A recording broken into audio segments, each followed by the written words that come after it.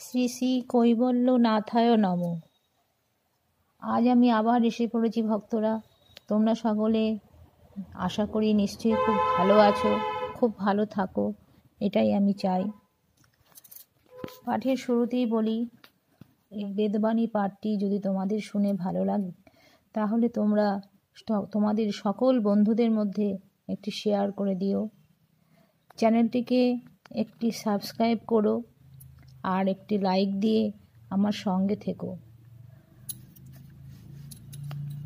প্রথমেই বলি পাঠের শুরুতে শ্রী গুরুদেবের রাতুল চরণে শত সহস্র কোটি প্রণাম জানাই এবং আমার পিতামাতার চরণে শত সহস্র কোটি প্রণাম জানিয়ে আজ আমি এই বেদবাণী পাঠটি শুরু করছি। বলছে, দেহ বিনা ভাড়ায় পরের ঘরে বাস করিতে হইলে ঘরের বেগ সহ্য করিতেই হইবে। লোকের দেহই বন্ধন, এই দেহকেই বাসনাময় বলিয়া থাকে। এই দেহকে মুক্ত করিতে চেষ্টা যাহা করিতে হয় তাহা কেবল ভগবানের স্মরণ বই, আর কিছুই নয়। সাধ্য সাধনে নিষ্কৃতি হয় না। অতএব সর্বদাই বাসনা পুণ্যের চেষ্টা না করিয়া তাহাদের দৌরাত্ম্য যথাসম্ভব ভোগের ভোগ করিতে হয়। যে পর্যন্ত দেহ থাকে সেই পর্যন্ত কষ্ট নিবারণের জন্যই চেষ্টা করা জীবের ধর্ম। প্রত্যেক শরীরের মধ্যে ভগবান সুখময় বিরাজ করেন।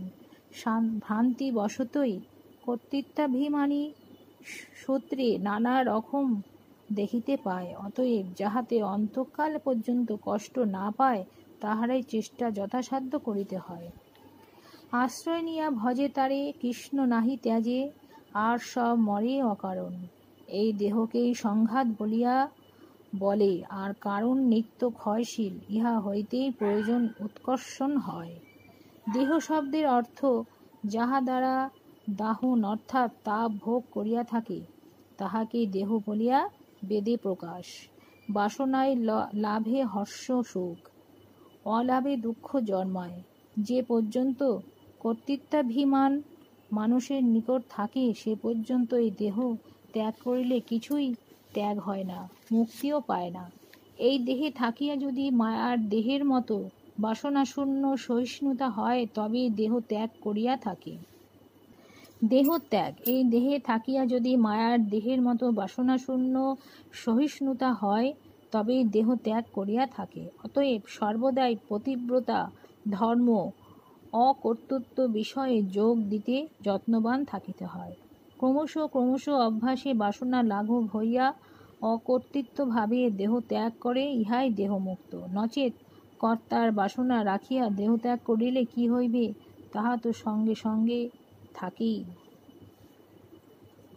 দেহের সঙ্গে সম্বন্ধ বলিয়া সত্য ঘাতক বলিয়া থাকে। দেহের সঙ্গে অবস্থান করিলে দেহ মুক্ত হয়। অতএব দেহ বিয়োগে শোক তাপের কোনই কারণ দেখা যায় না। পরের দোষ দেখিতে নাই, আপন দোষগুলির অনুসন্ধান করিয়া সর্বদা দোষগুলিকে পবিত্র করিতে হয়। পরের স্বার্থজ্ঞান মলিনের কারণ হইয়া থাকে।